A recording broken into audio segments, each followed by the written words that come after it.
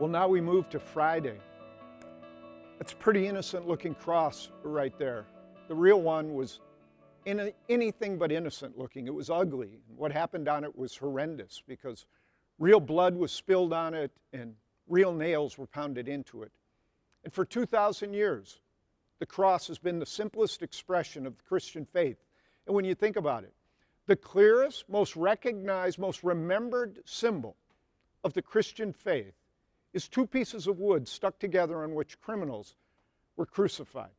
That right there, that's the logo of the Christian faith. And if you're a Christ follower, that's what you're building your life on.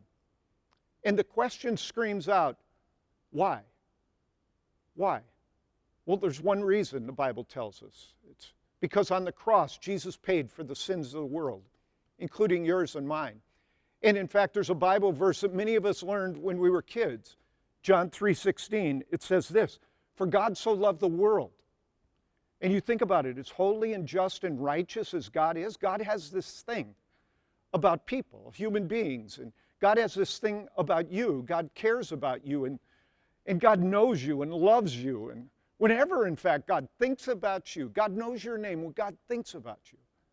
God is moved by love. God is overwhelmed by his love for you. And that's why the verse says that God so loved the world that even though we fail in sin, God sent his only begotten Son, that whoever believes in him shall not perish but have eternal life. In fact, Romans says God demonstrated his love for us, that while we were sinners, Christ died for us. That's you and me. And in that final hour, Jesus cried out from the cross. He cried out at the end. He said, "It is finished." And what he was saying is, I've finished paying for the sins of this world. And then at that moment, the sky went dark, and the earth shook, and the temple veil was torn in two. And everybody that was in the confines of the crucifixion, they looked up and said that Jesus, they said, he truly was the Son of God. And then about sundown on Friday, they took his body down, and they laid him in a tomb. And I think you know what happened on Sunday. On Sunday, in the garden tomb, the promise was fulfilled. And Jesus burst forth with resurrection power. And that's what we'll celebrate this weekend at Crossroads. And if you don't have a place of worship, I invite you to join us Saturday night and Sunday.